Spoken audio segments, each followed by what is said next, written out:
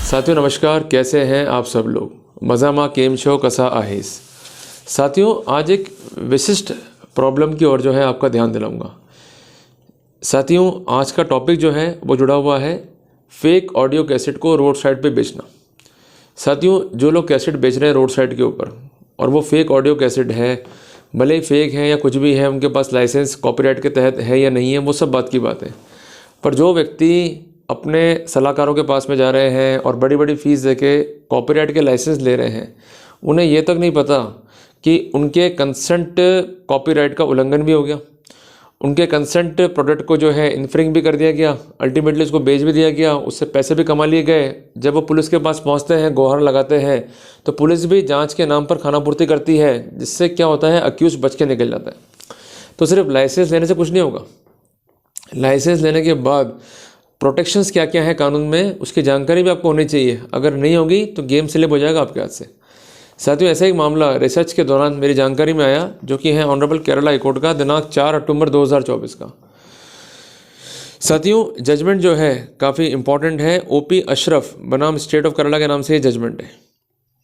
साथियों इस मामले में सबसे इम्पॉर्टेंट स्थिति जो दिखाई ये दी कि कई बार ऐसा होता है कि व्यक्ति जो है रोड साइड पे है और किसी दुकान पे या किसी ठेले पर जो है अपनी जो कैसेटें हैं वो बेच रहा है और वो क्लेम कर रहा है कि मेरे पास जो प्रोडक्ट है वो बिल्कुल ओरिजिनल है। लोग विश्वास भी कर रहे हैं और आर्टिकल ले भी रहे हैं। तो ऐसे ही इंसिडेंट्स जो है यहाँ पर दिखाई दिया, अमूमन होता है, यहाँ भी वो इंसिडेंट जो है दिखाई दिया। तो उससे पूछताछ करी कंसर्न सब इंस्पेक्टर ने। भाई अमूमन होता है क्या कि जाते क्यों हैं पुलिस वाले इन छोटे दुकानदारों के पास में, आप सबको मालूम है। मैं सोशल मीडिया पे बात नहीं कर सकता हूँ, पर पर्पस सबको मालूम है क्यों जाते हैं। और जब वो स्थितियाँ फुलफिल नहीं होती है तो फिर क्या होता है, ट्रैप। तो यहाँ भी कहना है सब इंस्पेक्टर का कि मैं रोड साइड पे गया, मेरे को कैसेटें देखी, वो कैसेटें फेक थी, मुझे कॉपीराइट का उल्लंघन दिखा और अल्टीमेटली मैंने टीम बनाई, रेड किया, कैसेटों को जब्त किया और केस बना दिया और इन्वेस्टिगेशन के दौरान जो है उसको चार्जशीट कर दिया। ये तो बड़ा आसान काम है भाई। पुलिस भी आपकी, पैन भी आपका, थाना भी आपका, सीजर भी आपका, मालखाना भी आपका, चार्जशीट भी आपकी। साथियों बेसिकली अभी लगता है मुझे इस समय में, इस दौर में, कि लोग कहते हैं कि भले रूल ऑफ लॉ है, पर सिस्टम वही चल रहा है पुराने ज़माने का ही। जैसे आपने देखा होगा पहले सेना आ गई या कंसर्न जो है ऑफिसर्स आ गए, उन्होंने कहा कि भाई तुमने जुर्म करा है, उठा के ले गए और मारपीट कर रहे हैं। बस इतना फ़र्क हो गया कि अभी मारपीट नहीं और ट्रायल है जो कोर्ट ऑफ लॉ में होती है। बाकी प्रोसेस अभी भी वही का वही है, जिसकी जो मर्जी है वो कर रहा है। और आम आदमी जो है परेशान है, त्रस्त है, करे तो क्या करें। वैसे ही इस देश में भुखमरी है, गरीबी है, तो बेचारा गरीब एक कैसेट बेच के 15-20 रुपये कमा रहा है, उस पर आपने केस बना दिया। और केस भी भारी भरकम केस है, कॉपीराइट का, आसान नहीं है। तो वकील भी टेक्निकल चाहिए यहाँ पर बचाने के लिए। तो मेरा कहना वही तो है कि कम से कम अगर हमने आज के डेट के अंदर कानून पढ़ लिया, समझ लिया, तो बेसिकली एज ए लेमैन हम ये जान लेंगे कि अगर इस तरह के मामले बन रहे हैं तो वहाँ हमें करना क्या है। और अगर हमारे पास कॉपीराइट का लाइसेंस है और हमारा राइट्स को इन्फ्रिंग कर रहा है और हम पुलिस के पास जा रहे हैं, गुहार कर रहे हैं मदद की, तो ऐसे सिनेरियो में क्या क्या डॉक्यूमेंट्स देखने चाहिए पुलिस को, किन किन डॉक्यूमेंट्स पर रिलाई करना चाहिए एजेंसी को, और कोर्ट में जब केस जाएगा तो ऐसे कौन से डॉक्यूमेंट हैं, ऐसे कौन से लॉ पॉइंट हैं जिसको अक्सर अवॉइड करती है पुलिस, जिसका फ़ायदा जो है ऐसे आरोपियों को मिल जाता है। क्लियर है बातें। साथियों इस केस में जो है आरोपी कन्विक्ट हो गए और सेशंस कोर्ट तक ये केस हार गए। मामला जो है हाई कोर्ट में गया। आप सबको मालूम है कि सेशंस कोर्ट से जब आप अपील हार जाते हैं तो ऐसे सिनेरियो में हाई कोर्ट में अपील लाई नहीं करती है, ना ही क्वेश्चनिंग लाई करती है। तो फिर क्या लाई करेगा? लाई करेगा रिवीजन। क्लियर है आपको। साथियों section 51 sub clause A copyright act को सबसे पहले यहाँ पर चर्चा में लिया गया, क्योंकि बेसिकली हम लोग क्या करते हैं, फैक्ट्स पर बहस करते हैं। देखो लड़ने का एक ही पैटर्न है, या तो लड़ लो या फिर अकल लगा लो। तो अकल लगाना बहुत ज़रूरी है और अकल का एक बेसिक पैरामीटर है कि जिस कानून का उल्लंघन बताया गया है, जिस कानून का इन्फ्रिंगमेंट बताया गया, वो कानून है क्या। तो इनका कहना ये था कि आपने जो कैसेटें बेची हैं जिसका आपके पास लाइसेंस नहीं है और बगैर अथॉरिटी के आप कैसेटें बेच रहे हो, जो कि कॉपीराइट एक्ट का उल्लंघन है। धारा 51 यहाँ पर काफ़ी इंपॉर्टेंट है, क्योंकि वॉयलेशन के बाद में जो पनिशमेंट है वो है धारा 63 के अंदर, बट बेसिस क्या है इम्पोजिशंस ऑफ इन्फ्रिंगमेंट का, वो है धारा 51 कॉपीराइट एक्ट में। धारा 51 ये कहता है कि विदाउट लाइसेंस अगर आप कोई भी आर्टिस्टिक वर्क में डील कर रहे हो तो आप जिम्मेदार होंगे। पर लाइसेंस कौन देगा आपको? प्रश्न यही बन रहा है ना, क्या ये लाइसेंस आपको वकील के दफ्तर से मिलेगा? क्या ये लाइसेंस आपको कोर्ट से मिलेगा? क्या ये लाइसेंस आपको पुलिस से मिलेगा? कहाँ से मिलेगा? लाइसेंस दो ही लोग आपको दे सकते हैं, या तो वो व्यक्ति जिसके पास कॉपीराइट है उस आर्टिस्टिक वर्क का, क्लियर है, या कंसर्न रजिस्ट्रार ऑफ कॉपीराइट, जो कि एम्पावर्ड है under the copyright act to issue such licence. जब ये लाइसेंस इशू होगा कुछ कंडीशंस भी होंगी, तो या तो लाइसेंस नहीं है तो आप इन्फ्रिंगमेंट कर रहे हैं, या लाइसेंस है उस पर कंडीशंस हैं, उसका उल्लंघन करके आप इन्फ्रिंगमेंट कर रहे हैं, दोनों स्थिति में आप जिम्मेदार होंगे। अगर ऐसा नहीं है तो धारा 51A आप पे एप्लीकेबल नहीं होगा।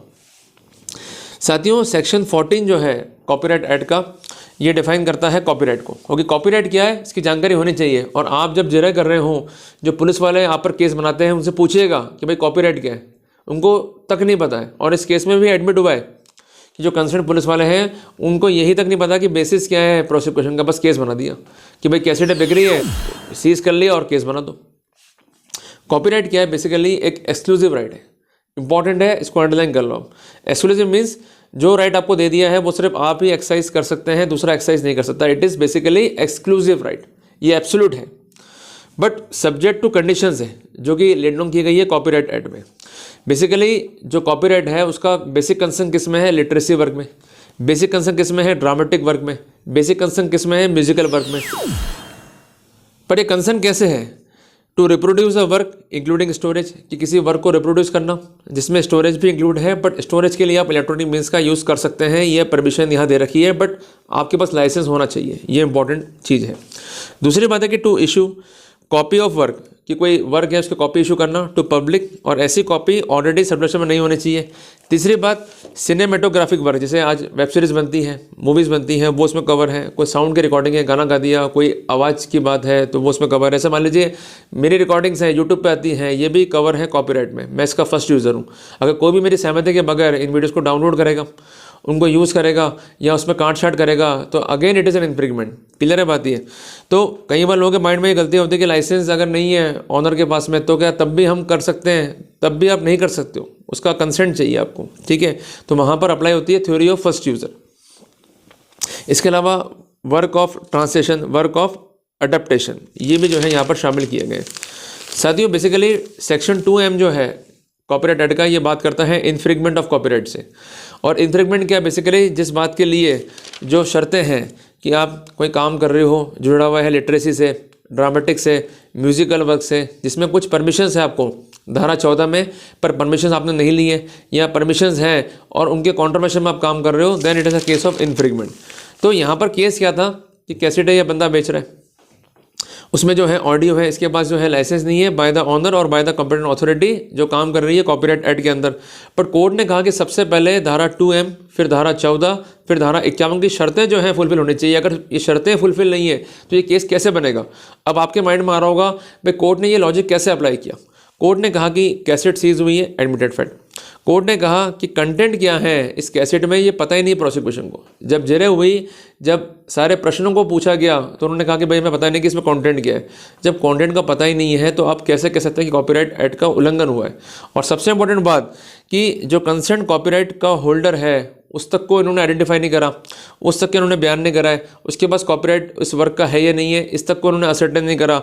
और इसके अलावा जब तक concern retainer of copyright court में नहीं आता है, उसका प्रॉपर ऑथेंटिकेशन नहीं होता है, प्रॉपर वेरिफिकेशन नहीं होता है, उसके पास क्या डिस्ट्रिक्ट वर्क है उसका वेरिफिकेशन नहीं होता है in term of section 2M, section 14 and section 51A of copyright act, तो वहाँ किसी भी रूप में कॉपीराइट एक्ट का उल्लंघन नहीं होगा। कोर्ट ने यहाँ पर आरोपी को बरी कर दिया। साथियों, बड़ा मामला है और ऐसा मामला आप आए दिन फेस करते हैं।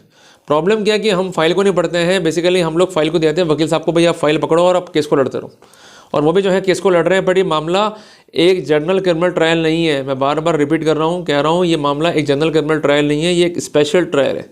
और जब स्पेशल ट्रायल है तो वहाँ पर धारा 4, धारा 5 CRPC के प्रोटोकॉल लागू होंगे। मीन्स सबसे पहले कॉपीराइट में क्या स्थितियाँ हैं वो देखनी पड़ेंगी। अगर वहाँ समाधान नहीं है देन CRPC या BNSS में आना होगा। तो इसलिए मैं जोर दे रहा हूँ बार बार इस बात के ऊपर कि जब भी आप केस को लड़ रहे हैं और आप मुलजिम हैं कॉपीराइट एक्ट के वॉयलेशंस के, तो एक बात ध्यान रखिएगा कि इन मामलों में पनिशमेंट जो है वो 7 साल से कम है, पुलिस गिरफ्तार नहीं कर सकती है। अक्सर क्या करती है पुलिस कि आप पर दबाव बनाती है कि कन्फेस कर लो, मौके पे जो है आपको बुलवा लेती है और मौके पे जो है आपको हैरेस करने का प्रयास करती है। एक बात ध्यान रखिएगा कि अगर आप मौके पे नहीं भी आ रहे हैं तो आप फरारी जो है नहीं कहलाएंगे, आप अपने वकील के मार्फत पुलिस से ये कम्युनिकेशंस कर सकते हैं कि अगर आप रेडी हैं 41A CRPC के लिए या 35 सब क्लॉज 3 BNSS के लिए, then I am ready and willing to cooperate. पर इसका मतलब ये नहीं कि आप बिना किसी प्रोटेक्शन के हमें थाने बुलाएंगे, हमें परेशान करेंगे और हमें हैरेस करेंगे। देखो कुछ लोग कहेंगे हम पुलिस से भिड़ेंगे तो लफड़ा हो जाएगा, नुकसान हो जाएगा। देखो पुलिस भी गवर्न है प्रिवेंशन ऑफ करप्शन एक्ट से, पुलिस भी गवर्न है CCA रूल से। अगर पुलिस बेईमानी कर रही है, रिश्वत की मांग कर रही है, आपको हैरेस कर रही है, आप जाइए एंटी करप्शन ब्यूरो, उनको ट्रैप करो। और आए दिन पढ़ते हो अखबारों में कि पुलिस ट्रैप हो जाती है रिश्वत मांगते हुए, प्राप्त करते हुए। तो मेरा कहना है कि जब कानून है, नियम है, तो घबराना क्या। जो नियम लागू आप पर हैं वही नियम लागू उनके ऊपर हैं। तो पहली बात हमको दिमाग में सेट करनी है कि कॉपीराइट एक्ट के मामलों में एक्सक्लूसिवली अरेस्ट नहीं होता है और पुलिस यूजुअली 41A CRPC दे देती है, पर कई बार दबाव होता है बड़ी कंपनियों का, तो वहाँ पर गिरफ्तारी का प्रयास करते हैं। तो गिरफ्तारी से बचें। गिरफ्तार होना समझदारी नहीं है, अकल का विषय नहीं है, अकल लगानी पड़ेगी यहाँ भी आपको। दूसरी बात है कि कैसेट का सीज होना अपने आप में ये प्रमाण नहीं है कि आप जिम्मेदार हो। जब भी कैसेट सीज होगी आज के टाइम पे, पहले तो क्या कानून था, अल्लाह तआला का कानून था। अब के टाइम पे जो कानून है मोदी सरकार का, वो आपके लिए बहुत बेनिफिशियल है। धारा 105 BNSS का कंप्लाइंस करना पड़ेगा। ये लोग करते क्या है, फोटोएं खींच लेते हैं। आज भी नहीं चलेगा भाई से काम, पूरी रिकॉर्डिंग करनी है, जहाँ से शुरू हुए जहाँ पर ख़त्म हुए। सर्च एंड सीजर का रिकॉर्डिंग करना पड़ेगा और रिकॉर्डिंग को इन्फॉर्म करना पड़ेगा मजिस्ट्रेट को एज पर protocol of section 185 of BNSS। 48 घंटे में अगर आपका ये कॉन्सर्न वीडियो मजिस्ट्रेट के टेबल पर नहीं होता है और मजिस्ट्रेट का इस पर ऑथेंटिकेशन नहीं है, वेरिफिकेशन नहीं है, केस का हो गया सवा सत्यानाश। अब जो कंसर्न कॉपीराइट वाला है वो तो नाच रहा है, कूद रहा है कि मेरे पास कॉपीराइट है, बल्ले बल्ले, अब मेरा कोई क्या उखाड़ लेगा और मेरा कोई क्या आर्टिस्ट चुरा लेगा। भाई जिसने चुरा लिया, पर पुलिस ने लापरवाही कर दी और कंप्लाइंस नहीं करा 105 BNSS का, आप जीत में आ गए। तीसरी बात है कि एक्सपर्ट ओपिनियन जरूरी होता है इन मामलों में, क्योंकि जो भी कंटेंट है वो वास्तव में सेम रिप्रोडक्शन है, same as it is copy है, इसको भी असर्टेन करना होगा। मैंने आपसे एक बात कही थी एक इंपॉर्टेंट जजमेंट में, उसका नाम था यशराज फिल्म्स लिमिटेड बनाम स्टेट ऑफ NCT। जजमेंट है 30/1/2025 का। उसमें जो कंसर्न स्क्रिप्ट है, मींस जो इन्फ्रिंट स्क्रिप्ट है और जो ओरिजिनल स्क्रिप्ट है, उसका क्या अलाइनमेंट है। अगर आपस में मैच खा रही हैं और प्रॉपर्ली अलाइन है, इसका मतलब इन्फ्रिंगमेंट है। अगर प्रॉपर्ली अलाइन नहीं है तो इसका मतलब वो वर्क अलग है और आपका वर्क जो है अलग है, there is no need to worry. तो इस पर भी जो है विशेष जोर दीजिएगा। और सबसे इंपॉर्टेंट बात, जिसके पास कॉपीराइट है, जिसके पास प्रॉपर लाइसेंस है, वो व्यक्ति कौन है और वो व्यक्ति सामने आया या नहीं आया, उसने अपनी शिकायत जो है दर्ज कराई या नहीं कराई, और शिकायत दर्ज कराने पर पुलिस से क्या प्रतिक्रिया करी। इन मामलों में क्या होता है कि जैसे वो थाने पहुंचता है कंसर्न कॉपीराइट होल्डर, पुलिस साथ साथ उसके जो है मौके पर रहती है और उसके निर्देशों पर कार्रवाई करती रहती है और उसके बाद जो है FIR काटती है। एक बात समझिएगा कि अगर इन्वेस्टिगेशन के बाद या कार्रवाई के पश्चात FIR है तो ऐसी FIR इनलीगल है, सेक्शन 162 CRPC का उल्लंघन है। गणेश गोगोई बनाम स्टेट ऑफ असम का जजमेंट है ऑनरेबल सुप्रीम कोर्ट का दिनांक 7/7/2009 का, वो एप्लीकेबल यहाँ हो जाएगा। तो इस पर भी हम हिट कर सकते हैं। तो कॉपीराइट का होना पर्याप्त नहीं कि चैन की नींद सो जाओगे, क्योंकि डिफेंस आज भी मजबूत है। अगर एक भी पॉइंट डिफेंस को मिल गया तो भले ही कॉपीराइट का आप लाइसेंस लेके बैठे हो तब भी कुछ नहीं उखाड़ पाओगे डिफेंस का। इसलिए मैं कहता हूं कि दोनों को रहना पड़ेगा अलर्ट। अगर डिफेंस से लड़ रहे हो तो ये पॉइंट देखो, और अगर प्रोसिक्यूशन साइड से हो तो अगर इन्फ्रिंगमेंट है तो ये कंप्लायंसेस है या नहीं है उसको देख लो। अगर आप दोनों ही सोते रहे तो दिक्कत आ जाएगी भाई। तो इसलिए अगर डिफेंस साइड से हो तो ये पॉइंट देखो जो मैंने आपको बताया, और प्रोसिक्यूशन साइड से हो तो वही पॉइंट देखने हैं आपको, but in form of compliances कि पुलिस ने वास्तव में इस पर काम किया या नहीं किया। तो हल्की सी गलती कॉपीराइट होल्डर होने के बावजूद भी आपको हरवा देगी, और आप भले ही खुश हो जाएंगे कि भाई कॉपीराइट ले लिया, अब तो मजे आ गए, अब क्या होगा मेरा। तो हमें मालूम है भाई कुछ हो सकता नहीं है आपका कुछ। अगर आप जगह में नहीं होगे, आपने अगर section 2M, section 14, section 51 compliance नहीं करी है तो वहाँ तो केस आपको हारना ही पड़ेगा। क्लियर है बात ये। तो इसलिए घबराए नहीं, कानून आपके साथ है, तो हमें रूल ऑफ लॉ की इज्जत करनी है, उसको फॉलो करना है, और जो प्रोटोकॉल है उसकी लाइट में केस को वॉच करना है। निगाह हमेशा बाज की तरह रखो निशाने के ऊपर, कि जहाँ भी गलती करी प्रोसिक्यूशन ने हिट करा और अपना केस जो है निकाल के ले जाओ। अब सफलता कहाँ मिलती है ये आपका भाग्य है, ट्रायल कोर्ट में या सेशंस कोर्ट में या हाई कोर्ट में, बट सफलता मिलेगी अगर आपने इन पॉइंट पे जो है जोर दे लिया। जल्दी मिलते हैं एक नए टॉपिक के साथ। टिल देन, जय हिंद, जय भारत।